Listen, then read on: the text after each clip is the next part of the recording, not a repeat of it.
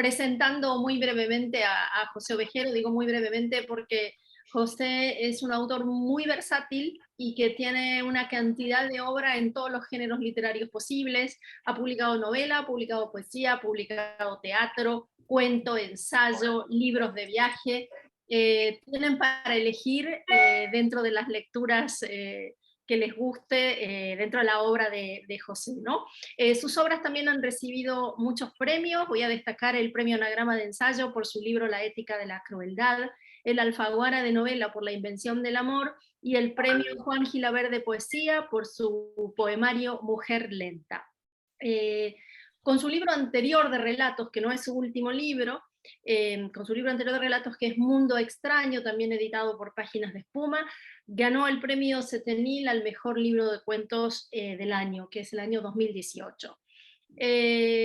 José es también autor de un documental que se llama Vida y Ficción, es periodista, colabora con muchísimos medios, y recién estábamos hablando informalmente, antes de que se fueran uniendo todos ustedes, de que su último libro, el libro anterior a este, que es el que nos convoca, es una novela que se llama Humo, que yo me permito decir que es un poco, me corriges José si no te parece, una ficción especulativa, y, Ujú. y bueno, y luego ya antes de empezar a hablar específicamente de este libro que nos convoca, yo quiero decirle a José, gracias por estar aquí, muy Nada. bienvenido. Muchas gracias. Y bueno, brevemente, para si hay gente nueva que no conoce la modalidad del club de lectura, les pido gentilmente que tengan todos los micrófonos cerrados y que las preguntas que quieran dirigirle a José me las escriban en el chat y yo seré la voz de todos ustedes. La primera, como siempre, como es costumbre, la hago yo para arrancar con esta charla. Y te decía, José, que bueno, tu última novela para mí es una novela dentro de lo que es la ficción especulativa. Para no hacer spoilers a los que no conocen esta novela, está centrada en unos personajes que están muy concentrados en la supervivencia, en mantenerse en este día a día, ¿no? Yo creo que de ese libro, de Humo, a este, por lo menos en el tema, has hecho una ruptura radical, ¿no? Un libro que de alguna manera sus personajes no quieren recordar, no van hacia atrás, sino que están enraizados en el presente, a un libro como el que nos convoca hoy, de memoria, ¿no? No sé si estás de Ujú. acuerdo. Sí, pero me has dejado sorprendido porque no lo había pensado. Es verdad. Eh, bueno, hola, un gusto estar aquí. Muchas gracias por la invitación. Y bueno, empiezo por lo que dices y repito, no había pensado que los personajes de Humo son todo personajes que no quieren recordar, que no hablan del pasado, que viven en un presente puro, ¿no? Mientras que mientras estamos muertos, la memoria, el pasado, desempeñan un papel fundamental.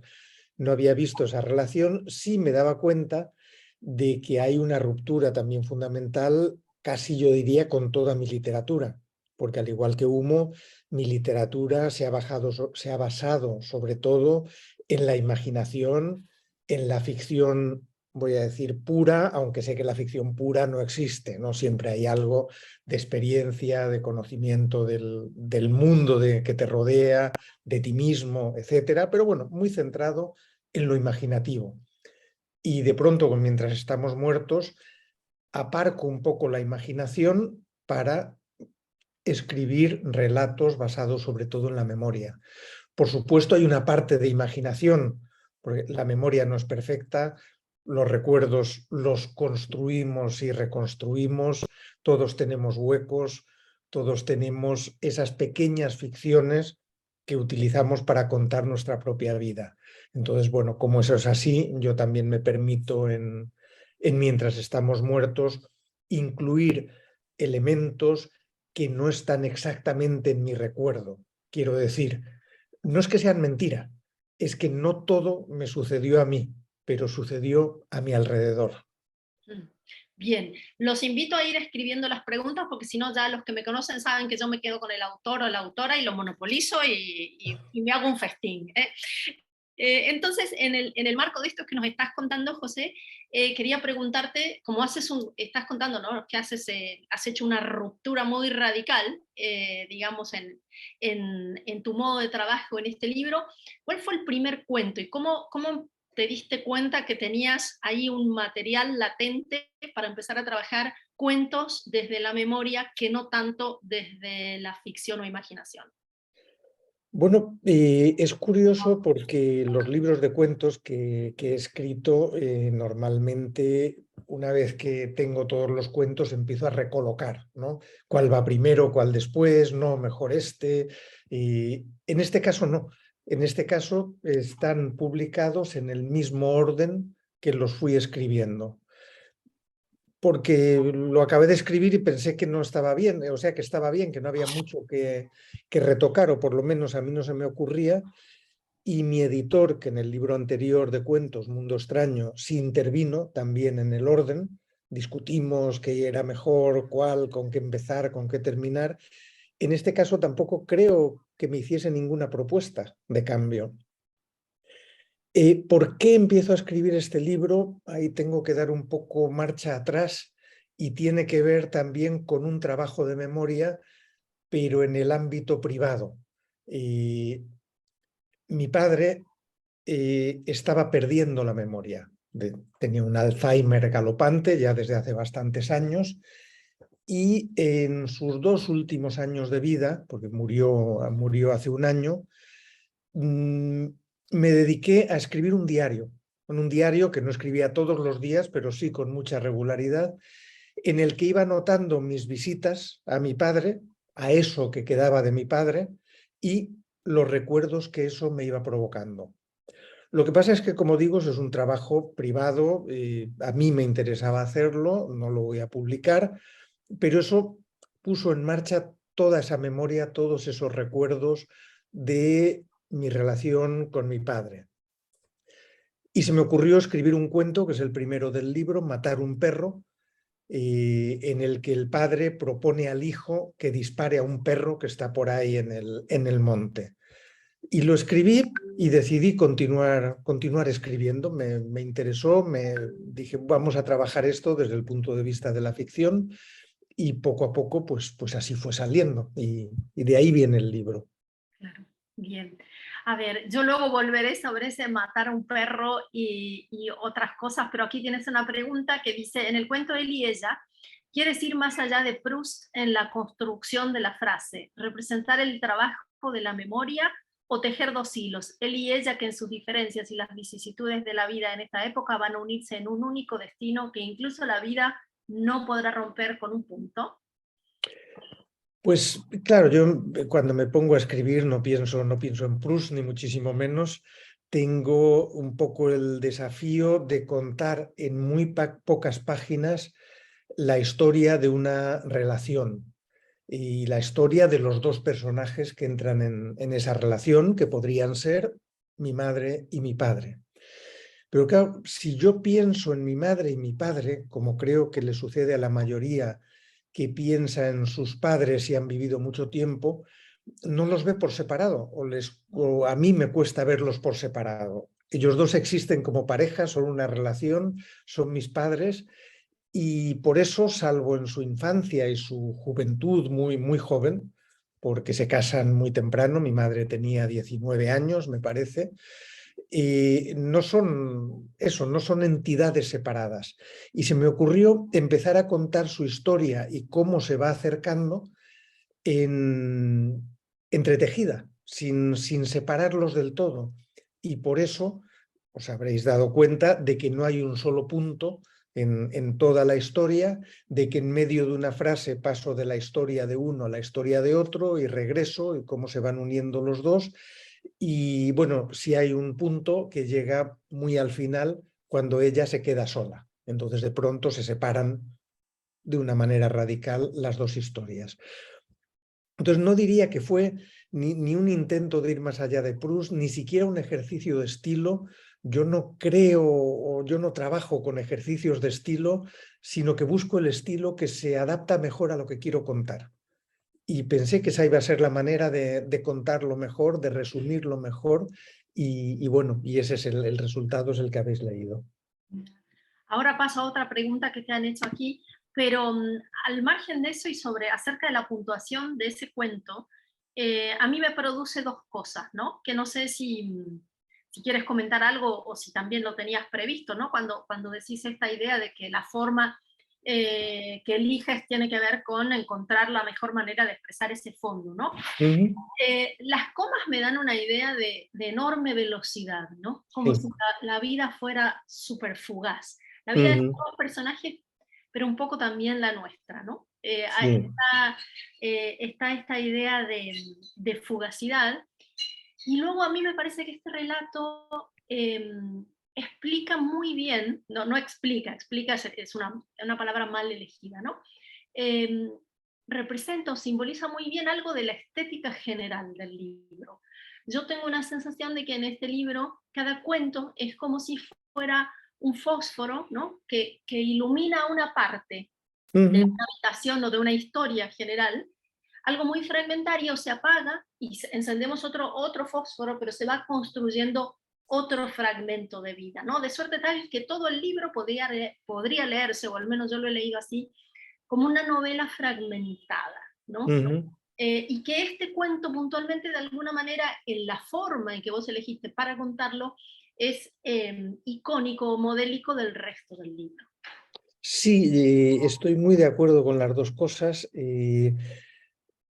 Claro, al no poner ningún punto, y tampoco, y por supuesto, ningún punto y aparte, al ir las cosas unidas y pasar el tiempo de la historia, el tiempo de esas dos personas de una manera tan rápida, lógicamente estoy acentuando la fugacidad de todo. Y claro, porque uno recuerda y dice, qué rápido pasó todo, ¿no? Y además solo tiene recuerdos de momentos concretos. En el recuerdo hay muy poca continuidad, y por lo menos en el mío. Es como si tuviese un álbum de fotos, pero hubiese un montón de huecos entre una foto y la siguiente. Es pensar en la vida pasada, es pensar a saltos, ¿no? Y en realidad has utilizado la misma imagen que yo estoy utilizando en estos días, porque hablo de fogonazos. Porque me han preguntado, ¿pero por qué no has escrito una novela? Porque un periodista me preguntaba concretamente, ¿por qué no le has añadido 200 páginas? Bueno, supongo que habría sido una opción posible, pero no me interesaba, porque me interesaba contar un poco tal como es mi recuerdo, que son fogonazos, y para eso el cuento es ideal. Puedo ir saltando de un lado a otro, de un tiempo a otro, sin ningún tipo de pudor, ni de explicación, ni de buscar una especie de eso de continuidad narrativa que me habría exigido más, a lo mejor, la novela. Ya sé que podría haber hecho una novela fragmentaria, pero ni siquiera me interesaba esa continuidad de la novela fragmentaria. Prefería tener la libertad de saltar y de incluir incluso cosas que en una novela habrían sido difíciles de incluir. Por ejemplo, dos relatos que obviamente no tienen nada directo de autobiográfico. Los cuentos que nos contamos mientras estamos muertos, o un elefante cae a la velocidad de una pluma, que son esos momentos en los que digo alto. La autobiografía no puede centrarse únicamente en el individuo, en la persona que escribe, porque ese individuo está en un mundo. Y si no hablo de ese mundo, de alguna manera estoy falsificando el recuerdo y la realidad. Entonces, sí, me gustó la idea de los fogonazos, de ese encender y apagar la luz sobre determinados momentos de una historia. Claro. Mira, aquí te pregunta Sergio si en él dice, en él y en ella hay una memoria proyectada al futuro, una escalera devastadora. No hay amargura, pero gran tristeza. ¿Es así? Me gusta, sí, sí, me gusta esa definición. No hay amargura, pero gran tristeza. Eh, Amargura supongo que tendría si insistiese en esperar otra cosa, o que yo habría tenido derecho a otra cosa, o que mi familia debería haber sido distinta, o que me han hecho una gran injusticia. No, sencillamente hay esa tristeza de constatar la fugacidad de las cosas, la muerte, las limitaciones de nuestras vidas, que nuestras vidas no son a menudo como habríamos esperado, como habríamos deseado o soñado. Si a los 40 o los 50 años conversásemos con el adolescente o la adolescente que fuimos, probablemente seríamos una decepción. Nos diría, no, no, yo no quiero ser eso. Yo soñaba con otra cosa, ¿dónde te equivocaste? ¿No? Entonces hay esa tristeza por las equivocaciones, por la limitación, por la fugacidad, pero no hay amargura. No, no recuerdo haber sentido amargura por mi vida, por mi destino, por la clase social que me ha tocado, por nada de eso. Pero entonces sí, me gusta ese resumen.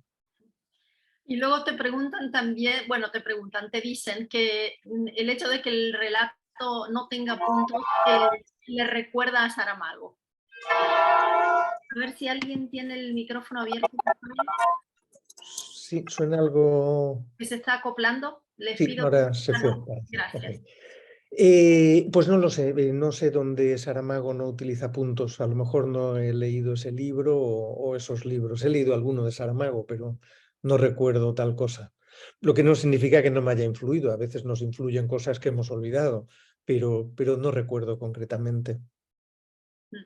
Bien, te dicen aquí la autoficción, él y ella parece reflejar mi propia vida y la de mi esposa en muchos aspectos. Nací en 1943 en Bélgica. Ujú. Bueno, Sí. Ah, El hombre duplicado. el hombre duplicado. Pues esa la he leído. Se me había olvidado Sí, que no tenía puntos. Ujú.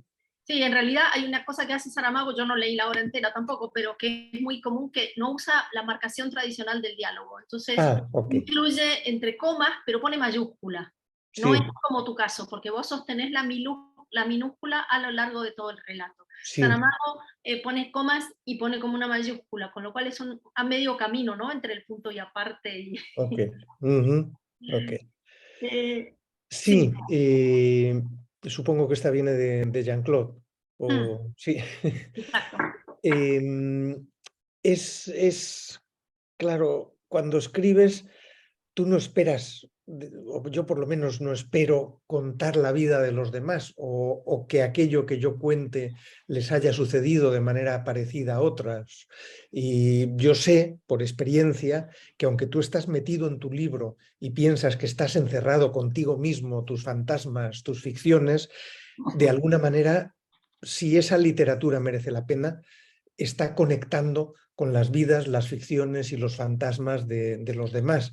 Y me está ocurriendo mucho con este libro, que haya gente, ayer estaba en un club de lectura en Valencia, gente que se reconoce en estas historias, que reconoce a sus familias, que reconoce sus barrios. Y claro, en algunas cosas no me sorprende, porque por ejemplo ayer había varias personas de mi edad o más mayores que recordaban muchas cosas parecidas a las que yo contaba. Lo que siempre me fascina es cuando alguien mucho más joven que yo se reconoce también en algo. Entonces, por ejemplo, me han contado hombres, mujeres mucho más jóvenes que yo, que esa ruptura que se da en mi generación con la generación anterior, es decir, esos padres que llegan a la gran ciudad del campo, por ejemplo, y a un barrio obrero y piensan que con el esfuerzo pueden progresar, prosperar, que hay que trabajar, hay que ser honesto, etcétera, etcétera, y que dan estudios a sus hijos para que puedan progresar también, producen sin darse cuenta y sin esperarlo nadie una ruptura, porque sus hijos van a la universidad y dejan de utilizar el lenguaje de los padres, dejan de mirar el mundo como los padres, no comparten sus valores y mucho menos eso mi generación que salía de una dictadura, de la dictadura moral de la Iglesia también, y de pronto gente más joven me dice, claro, pero aquí nos está pasando algo parecido. Toda esa cultura del esfuerzo, de la competencia, de ser bueno en lo tuyo, de estudiar, de hacer 3 másteres porque vas a vivir mejor, es mentira. Nos han mentido. La generación anterior nos ha engañado. Nosotros no podemos creer ya en esos valores vuestros tenemos que crear los nuestros. Entonces es curioso que de pronto un libro que piensas que podría ser muy generacional encaja con o hace que resuenen lo que le sucede a gente que no es de tu generación, ni de tu género, ni de tu procedencia. Sí. Ahora te leo porque hay muchas más preguntas, pero al hilo de esto que dijiste vos, darle a los hijos estudio, ¿no? A mí, yo cuando leí esa frase, bueno, mis abuelos eran españoles, ¿no? Y emigraron a Argentina como por los años 40 y pico. Y era una frase que siempre decía mi abuelo y que la había, claro, viviendo en España no la volví a oír, ¿no? Entonces, Sí, también me gustó esa especie de... si bien las historias son como, están encarnadas muy bien en personajes individuales, ese trabajo de la memoria colectiva que haces a través del lenguaje. Me sí, pareció muy interesante. sí, eso es. Eso es. Hubo otras frases que resonaron, ¿no? Pero ahora Ujú, como vos dijiste esta, por eso te la señalo. Bueno, sí, aquí como en forma de programa de radio, Gracia te decía lo del hombre duplicado de Saramago y te manda un saludo de Aviate Grasso. gracias. Mireia dice, creo que es extrapolable a muchos países y tiempos el relato, ¿no? Y al Sí, mismo tiempo es un relato muy ligado a la sociedad española. sí, sí, Creo que es sí, un poco lo eso que... es. Es muy ligado a la sociedad española, está muy ligado también a la experiencia de clase y de desclasamiento, quiero decir, el hecho de venir de un barrio obrero, de haber salido de él, y de haber entrado en esa burbuja supuestamente de sin clase social, que es la literatura, que es el arte, y eso está ahí y está muy marcado, pero claro, son experiencias que no voy a decir que sean universales, pero que se salen del ámbito español y del ámbito europeo también. Es algo en lo que se puede conectar desde muchos lugares y desde muchos momentos. Sí, de hecho aquí Sergio te dice, él y ella tienen una España dura, pobre, que se muerde la cola, pero que es también una realidad que nos toca en Hispanoamérica. Eso es, sí, sí, así Tal lo cual. veo yo también. Tal Ujú. cual. Otro comentario dice, el cuento tiene un efecto boomerang, empieza con ella y termina con ella. El personaje lo merece. ¿Cuál es tu opinión? Sí, bueno, el personaje de ella yo creo que sale mejor parado en el libro en general, aunque no creo que sea un libro de condena o culpabilización del padre, pero está claro que ahí de fondo hay una relación mucho más tensa con esa autoridad sin afecto que emana del padre, mientras que con la madre hay una mayor cercanía y aunque yo creo que el narrador reparte la admiración, digamos, por los dos en determinados ámbitos, y sí hay una mayor cercanía afectiva hacia ella. Eso se va viendo en las distintas narraciones. Lo que sucede en la relación con el padre es que esa admiración es mucho más seca, mucho más distante. ¿No? Hay un momento también un poco brutal, quizá.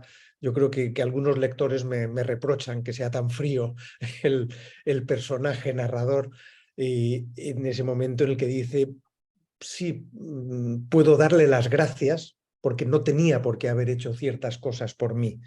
Y sin embargo, son unas gracias un poco como se las podría dar a cualquier persona que hubiese hecho algo por mí, pero no están ligadas al afecto.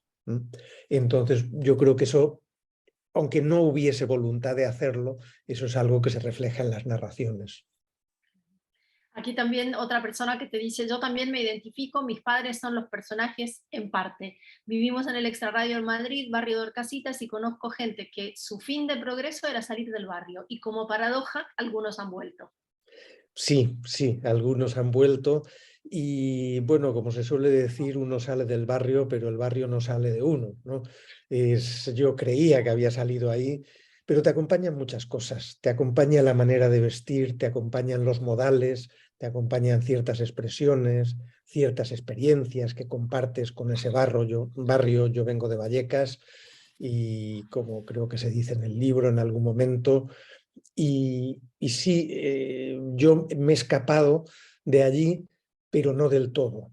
Y además es curioso porque esa experiencia de la huida, que es un tema fundamental a lo largo de todo el libro de relatos, ese deseo de escapar, de irte a otro sitio, de eso, de llegar a otro lugar, tiene también ciertas consecuencias para tu vida, ¿no? De no tener raíces, de no sentirte perteneciente a ningún lugar, cosa que también creo yo que le pasaba a mis padres y que le pasa a mucha gente. Y ahora, claro, se da esa paradoja de que al haber también una regresión económica en el nivel de vida, en las formas de vida, mucha gente que había creído escapar está regresando, ¿no? Y gente también, conozco de la generación de mis padres, que fue a vivir a zonas más céntricas y que de pronto las zonas céntricas se han gentrificado, se han encarecido y tienen que regresar a esos barrios obreros, a esas ciudades dormitorio. Mi propia madre, que había escapado a un chalet en las afueras de Madrid, en sus últimos años prácticamente no regresó, fue a Móstoles a vivir, un barrio mucho más obrero, y ahora se ha ido al pueblo. El regreso ha sido aún mayor, al pueblo de su infancia. Aquí te dicen que ella asume su rol social aunque no lo quiera y es eficaz, verdadera, insumisa por asumir su destino. Situación que pervive. ¿Cómo ves ese rol? Bueno, si yo le preguntase a mi madre, ella diría que fue demasiado sumisa. Ella a veces, claro, oye cosas, lee cosas, también ve mi vida, la de mi mujer, y dice, claro, si mi vida hubiese sido así, si yo hubiese tenido esas posibilidades, me ha recontado ya varias veces, yo la escucho una y otra vez, cuando en España se introdujo lo que se anunciaba como la cuenta de la mujer. Y entonces mi madre dijo, pues yo me voy a abrir una cuenta que sea solo mía, y fue al banco y le dijeron que sí, que era suya, pero que tenía que llevar la firma del marido y la aceptación, la autorización del marido. Entonces, bueno, ella no fue más insumisa también porque tampoco tenía la posibilidad de serlo en muchos sentidos, ni el apoyo del entorno, ni nada por el estilo. Hoy estoy seguro de que lo sería más. Ahora paso a la siguiente pregunta, pero antes de que nos vayamos de tema, algo en torno a la figura del padre que has comentado, José. Sí. Que ciertos lectores están criticado, ¿no? Como este narrador un poco duro o desapegado en torno al padre, ¿no? Y voy a citar una línea del último cuento del libro, ¿no? Donde se habla a favor del padre, hay un cambio, ¿no? Entre la concepción que tiene el narrador de ese padre en el primer cuento y cómo llega al último cuento. No quiero hacer spoiler, pero la línea que quiero comentar es, el narrador dice, hablando del padre, como si no pudiera soportar su propia ternura, ¿no? Como si el padre no pudiese soportar su propia ternura. Otro tema que a mí me interesó y me gustaría que si tenés ganas comentes en torno a esto es que el libro refleja, podríamos decir en lenguaje actual, las viejas masculinidades del tardofranquismo, y en un cuento precioso relata, digamos, las nuevas masculinidades, ¿no? Y estoy hablando del cuento Do You Love Me Like I Do, ¿no? Eso también ha sido buscado, retratar ese movimiento de la sensibilidad masculina, o...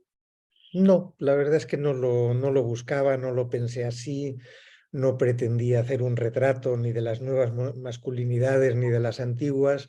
Sencillamente al contar estos cuentos que van desde ese pasado del tardofranquismo hasta hoy mismo, porque salen, por ejemplo, los desahucios, hay cosas que te están diciendo, esto también está pasando ahora, lo que se está contando. Hay una evolución clara. Hace poco en una entrevista y yo decía, y lo utilizaron como titular, que es muy llamativo, que toda mi educación afectiva es machista y homófoba. Quiero decir, en mi infancia, en mi adolescencia, lo que había a mi alrededor y lo que a mí me impregnaba era el machismo y la homofobia. Lo que pasa es que por el motivo que sea, yo siempre, ya de muy joven, me sentí incómodo con esas miradas sobre el mundo y con esos comportamientos, y de alguna manera fui escapando de ahí, aunque yo creo que uno nunca escapa del todo. Lo mismo que llama mucho la atención, creo yo, que se reproche a la sequedad del padre y se le podría hacer al hijo narrador, ¿no? A ese esconder los sentimientos, a ese tapar la propia ternura, la propia vulnerabilidad, etcétera. Es decir, aunque te rebeles contra algo, ese algo nunca desaparece del todo, creo yo, si es algo realmente importante y profundo. Entonces el cuento de Do You Love Me, Like I Love You, que es el título de una canción de Nick Cave, no está ahí para reivindicar una nueva masculinidad ni para decir, mirad, yo he salido de ahí, ¿no? Y fijaos que, que poco machista soy, ni mucho menos. Tenía que ver más bien con la sensación de que si estaba narrando todos estos hechos y toda esta parte de memoria y toda esta también esta sequedad, esta oscuridad, este malestar con el mundo, también habría sido deshonesto esconder lo que no es eso. Entonces, por ejemplo, el esconder toda parte de mi vida o de la vida del narrador que tiene que ver con lo luminoso, con el amor, con la entrega, con el deseo, con el sexo. Eh, y constataba que es mucho más difícil escribir sobre eso. También porque como yo no me escapo a esas masculinidades anteriores, y mostrar la vulnerabilidad, mostrar la indigencia, el necesitar a los demás, cuando el lema de mi vida ha sido no necesitar a nadie, ser absolutamente independiente, no deber nada a nadie, que es una cosa un poco paranoica, ¿no? Pero está ahí, tengo que reconocer que está ahí. Entonces, mostrar toda esa cara en la que me rindo, digamos, en la que asumo la derrota de esa masculinidad mía, y pues no es nada fácil. El vencer esa barrera del pudor me ha resultado mucho más incómodo que vencerla en los demás relatos. Claro. Pero de todas maneras, yo creo, ¿no? Que como lector, más allá de tu intencionalidad, eh, creo que los lectores sí ven bueno, no sé, los lectores, yo vi sí un Sí. movimiento de, un movimiento doble, ¿no? Porque en el final del libro el narrador de alguna manera se reconoce con ciertos aspectos del padre o Ujú. reconoce ciertas asperezas que son similares a las del padre, pero también hay un movimiento a favor de los aspectos más luminosos que por lo menos en el caso del padre son menos retratados, ¿no? Entonces, Sí, sí, y yo creo que al final lo que sucede, importante, es que el hijo sobre todo reconoce que no conocía a su padre, ¿no? Que ha construido un relato, de la misma manera que todos construimos un relato de nuestra historia, de nuestras relaciones con los demás, que es un relato que se salta lo oscuro, es decir, lo que no se ve, ¿no? Hay un montón de zonas que no conoces y sin embargo tú creas un puente y construyes tu relato. Entonces en esa historia final, el narrador lo que hace es decir, no conocía a mi padre, ¿no? Yo tengo esta historia tan clara sobre quién era y cómo era, y de pronto me doy cuenta de que hay un montón de cosas que no sabía de él y que muestran una figura mucho más matizada que la que veía el adolescente rebelde y rabioso que era yo. y aquí te piden si puedes comentar algo sobre el título, Mientras estamos muertos. Sobre el título me resulta difícil explicarlo mucho porque aquí tengo que echar la culpa a mi editor, a Juan Casamayor, que es un editor maravilloso y que siempre trabaja mucho con el autor. No sé cuál es tu experiencia, Valeria, pero es alguien que se implica, que no sencillamente dice, ah, qué bien, me gusta tu libro, lo publicamos, le ponemos una cubierta y allá va, sino que se interesa mucho por cada cuento y, como decía en Mundo Extraño, se interesó mucho por la estructura y discutimos mucho y hicimos cambios juntos. Pues aquí yo le había propuesto, aunque yo no estaba del todo convencido, el título de uno de los relatos del libro, que es Cuentos que nos contamos mientras estamos muertos. Entonces Juan dijo, no, esto es muy largo, vamos a ver si le damos otro empaque. Y dijo, mientras estamos muertos, ¿qué tal? Y yo dije, suena muy bien, pero explícamelo. Digo, porque me lo van a preguntar. A mí me gusta, pero como me gustan algunas cosas que escribo y no sé por qué, me gustan. Y, por ejemplo, estoy utilizando mucho el ejemplo del último cuento que termina con la frase, sus manos todavía olían a pólvora. Entonces termino el cuento, digo, está bien, pero luego me pregunto, ¿qué manera más rara de terminar? ¿Por qué utilizo esa frase? Luego puedo contar por qué, pero yo en ese momento no lo sé. Luego eso tiene un significado. Bueno, mientras estamos muertos, tiene que ver con ese lugar en el que estamos a menudo, en el que no nos damos cuenta de que estamos vivos, ¿no?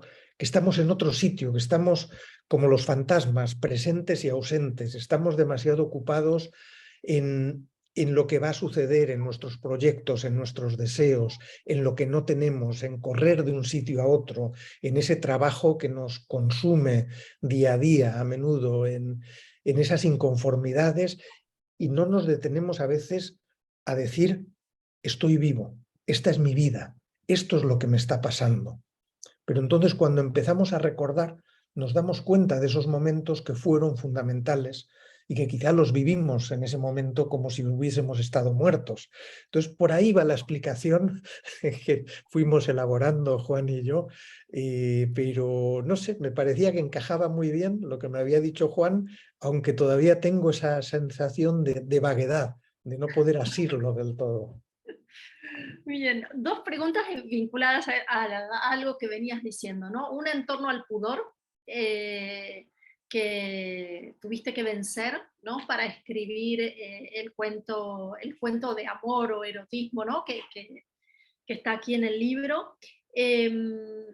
Y otra también en torno a ese cuento, ¿no? Que decís que el título es de una canción de Nick Cave and the Bad Seeds. Como cuánto te sirven de inspiración otras artes u otras disciplinas a la hora de escribir. Em, Pues yo creo que me sirven a veces de una manera explícita, a veces de una manera implícita, sin yo darme cuenta del todo, pero la música, por ejemplo, lo que hace es generar para, bueno, a todo el mundo un estado de ánimo, ¿no? Entonces, esos estados de ánimo, de alguna manera, influyen en ti, porque influyen en quién eres, y si influyen en quién eres, influyen en lo que escribes.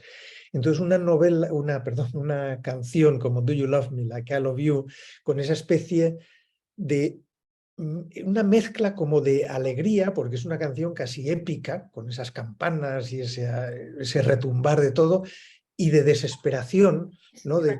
Hay una oscuridad, como en todo Eso es. Es muy mío, ¿no? Entonces es muy mío o yo lo recibo de una determinada manera y acaba convirtiéndose en el tono de fondo de un cuento, de un relato. Hay ocasiones en que he utilizado el arte, las artes plásticas, la pintura, la escultura, como tema de lo que estoy escribiendo. En mi novela La invención del amor hay una serie de escenas que tienen que ver con una visita al Museo del Prado de los protagonistas, que por supuesto no se convierte en algo didáctico, sino que lo utilizo porque dice mucho de la relación entre ellos. Y en ese momento también estaba escribiendo un libro de poemas que se titula Nueva Guía del Museo del Prado, que obviamente tiene que ver con los cuadros y las esculturas del museo. O sea que sí, que la música, que la pintura, yo creo que son las dos artes principales que me influyen, no mentira, está también el cine. El cine influye, obviamente, como yo creo que a cualquier persona de estos tiempos en su forma de narrar, en la estructura de lo que cuentan.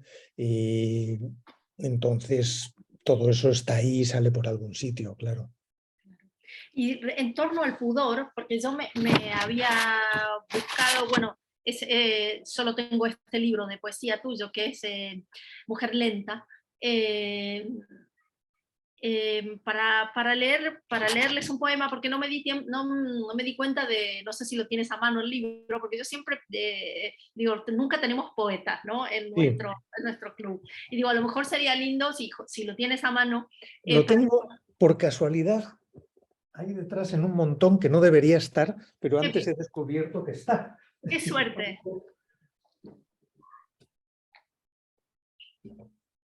Qué suerte. Pues no sé si tienes algún poema favorito, porque si no yo te iba a pedir, si me Sí, puedes leer, venga, dímelo. Y luego hablamos, para que la gente escuche, bueno, a mí es un poema que me gusta mucho, para que aquí puedan nuestros lectores y lectoras escucharlo de la voz de José Ovejero y luego enmarcarlo con esta idea del pudor, que me ha sorprendido un poco escucharte. sí.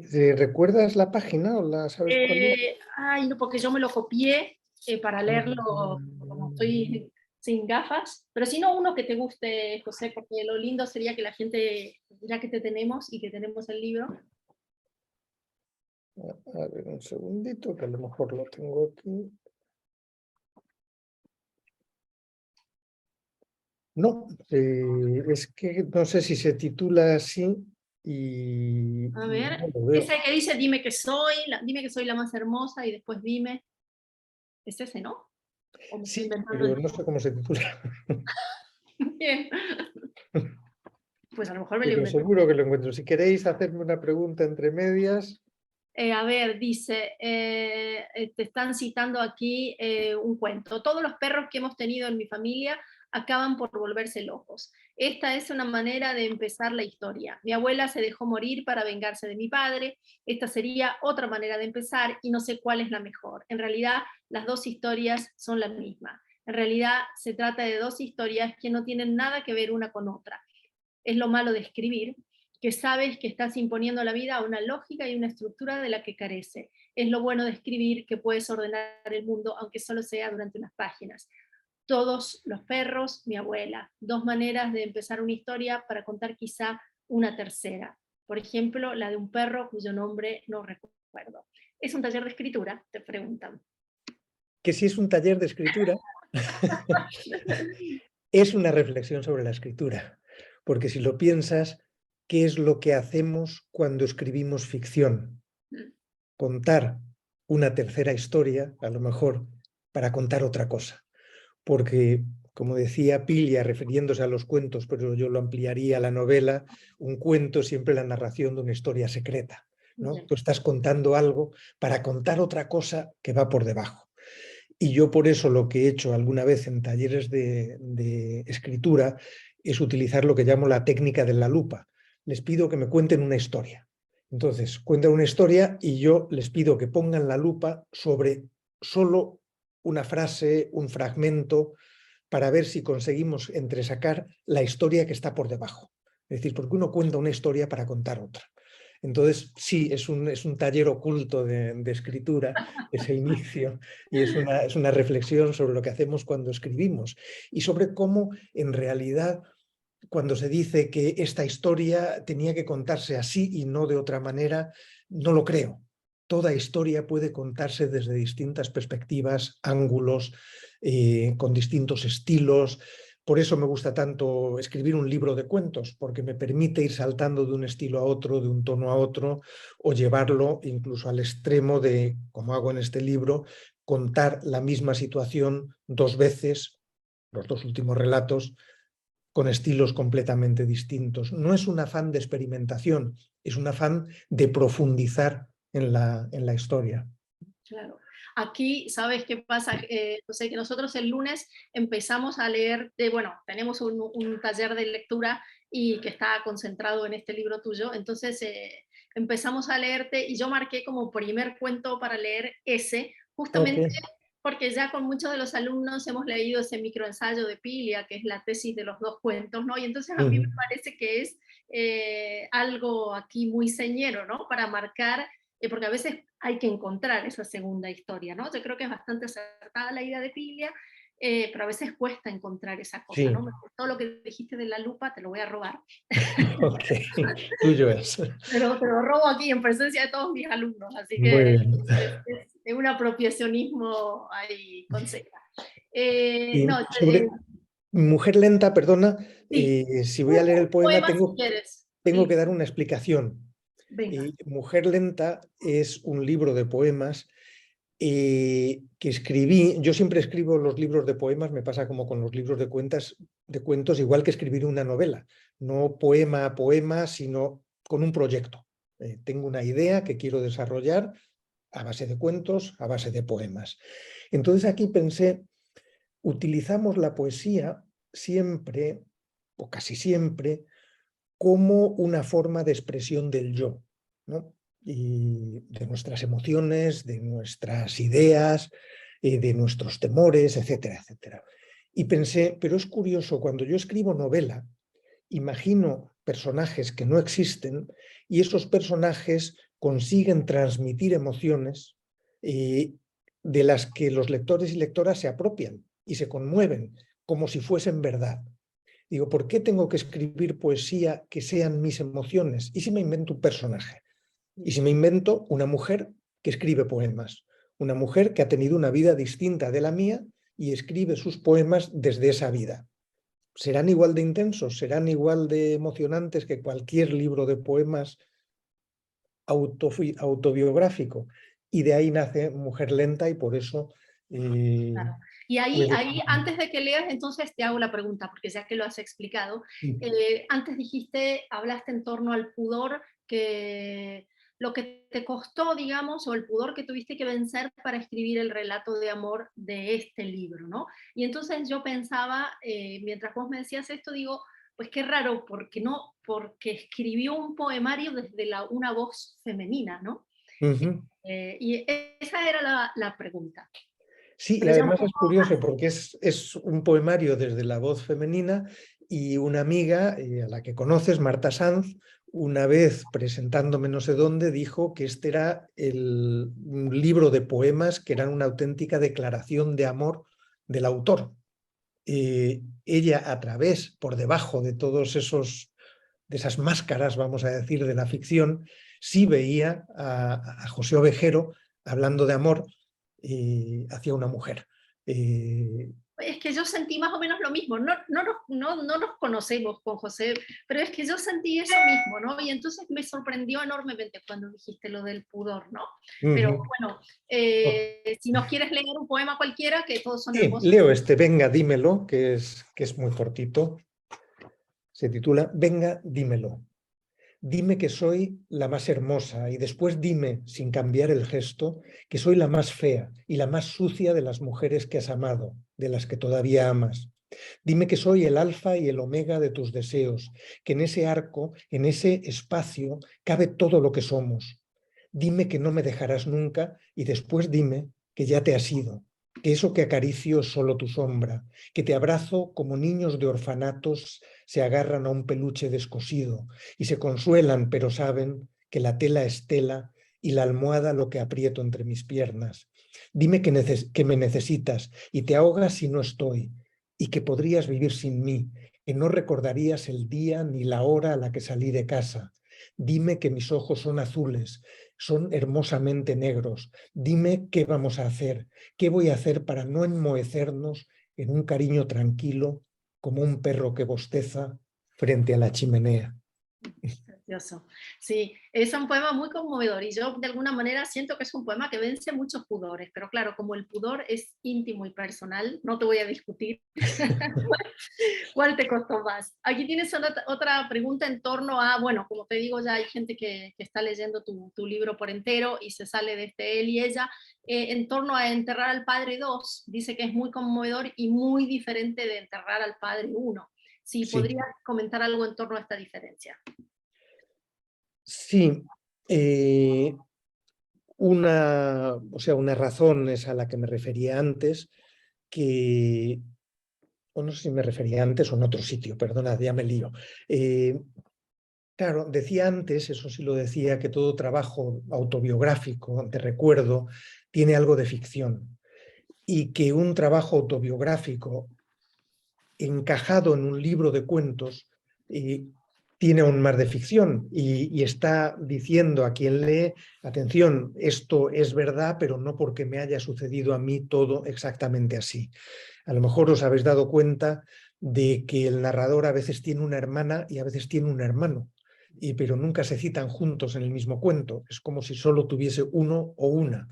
Ahí estoy dejando una pista de que hay cosas que no son exactamente así. También no recuerdo qué relato, el narrador dice que no se puede esperar de un escritor que sea un testigo fiable. ¿no? Sí, Lo dice explícitamente. Entonces, en los dos últimos cuentos estoy volviendo a decir, atención, esto es literatura también. Entonces puede haber una literatura esperpéntica que funciona como los espejos deformantes, que los espejos deformantes reflejan la realidad. No es que la realidad no esté ahí, lo que pasa es que la retuercen de forma que curiosamente a veces vemos cosas que no habíamos visto antes, porque están mucho más destacadas, o vemos, si yo tengo una nariz relativamente grande, tengo que confesar, si me veo en determinado tipo de espejos, esa nariz es aún más grande, con lo cual llama la atención sobre ese rasgo. Entonces puedes narrar de esa manera o puedes narrar como en el último relato, en una forma de diario íntimo que pretende ser lo más realista posible. Yo creo que el realismo tiene sus límites, la realidad no se puede representar tal cual, en mi opinión, pero a veces intentamos acercarnos más. Y además sí me parecía que era un cierre adecuado a este libro porque comunica con el primer relato, como tú señalabas, Valeria, ahí hay un círculo que se cierra de alguna manera, y porque si pretendes decir la verdad, como se pretende en ese último relato, pues la verdad íntima, hay que reconocer eso, que no conoces a los demás, que los hijos no conocen a los padres. A veces pensamos que los padres no conocen a los hijos, cosa que es cierta, pero también se da lo contrario. Entonces me parecía que era una forma de acercarme otra vez a la verdad narrativa, a la verdad autobiográfica, de hacer las dos cosas a la vez. sí. La Y ahora frase me yo la tomo. preguntaréis, a lo mejor os preguntáis si tengo a mi padre enterrado en el jardín. Esa respuesta no la voy a dar, pero No, aquí no te lo vamos a preguntar porque yo sabes que aquí, bueno, aquí hay alumnos y gente del público en general, ¿no? Pero yo a mis alumnos siempre digo, no le pregunten esas cosas a los escritores, porque si las quieren contar, ya las contarán. O sea, no voy a leer la frase porque me parece una definición, por el contrario, digamos, de literatura que es magnífica. Dice José, en Enterrar al Padre, la primera versión, es verdad que yo tampoco soy un testigo fiable. Al fin y al cabo, soy escritor. ¿Y dónde iríamos a parar si los escritores nos viésemos obligados a respetar la velocidad de los hechos, la cronología y las cadenas causales? Francamente, de hacerlo así, la literatura sería una mierda, una crónica de sucesos salpicada de metáforas.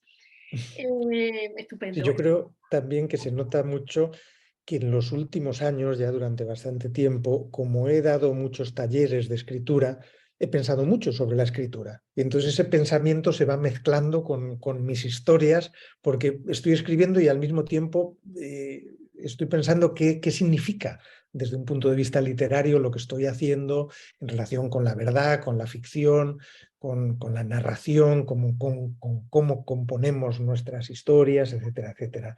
Entonces aquí, bueno, además como se supone que es un escritor el que está narrando su autobiografía o su autoficción, me parecía también que encajaba ir reflexionando sobre lo que se está haciendo y por qué. Claro. Yo, sabes, me tomo la libertad de decirte algo que había sentido en relación con este libro tuyo, José, que de alguna manera probablemente esta fractura, en lo que vos decidís contar y basarte más en la memoria que trabajar con la imaginación, yo siento que ha producido también una fractura del género, porque me parece que este es un libro que trabaja sin dejar de ser cuentos, porque no tienes aquí un monstruo. Eh, Ujú, yo creo que hay momentos, hay cuentos que parecen un poco una crónica de viaje o fragmentos, hay partes más ensayísticas, sin que se ujú. pierda el tono del cuento, ni el narrador, ni los personajes, ¿no?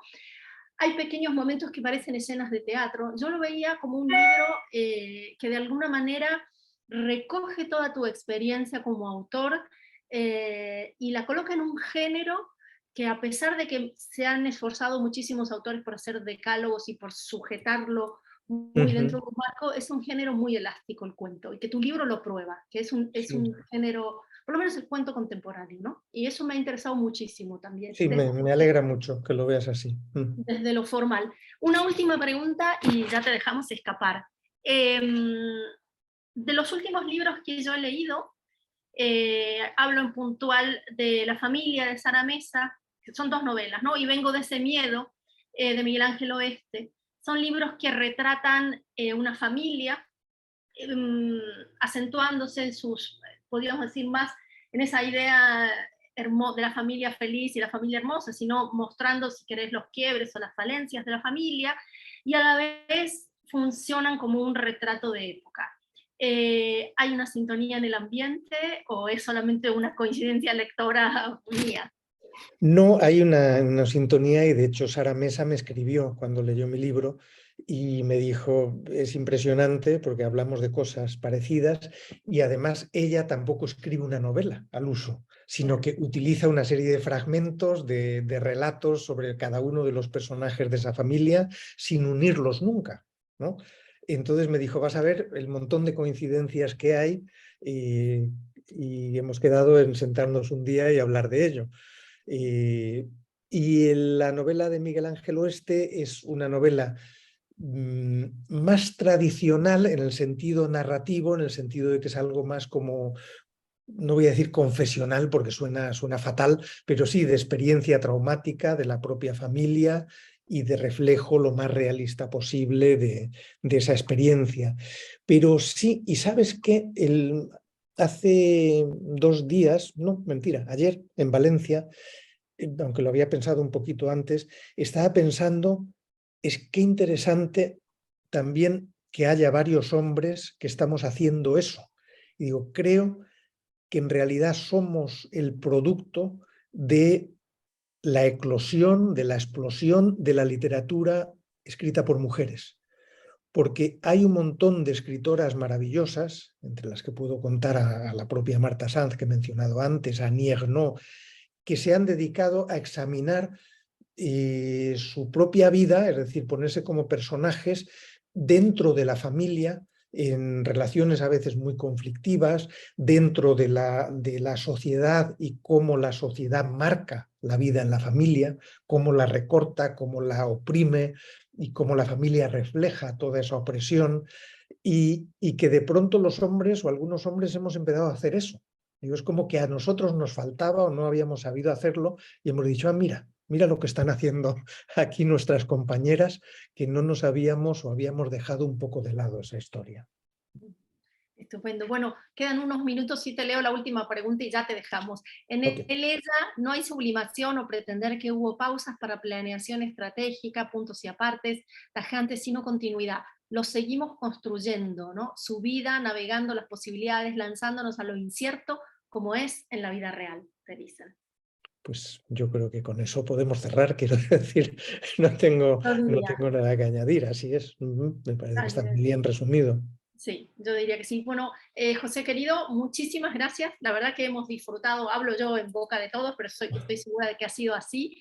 Hemos disfrutado mucho del libro, del encuentro, de tu generosidad a la hora, aquí te hemos matado a preguntas, tu generosidad a la hora de responder. Y bueno, y antes de despedirte, esténse atentos al club de lectura de noviembre, ¿vale? Y bueno, hacemos así este aplauso y sin ruido para José Muchísimas en gracias. nuestras pantallas y bueno, y hasta otra.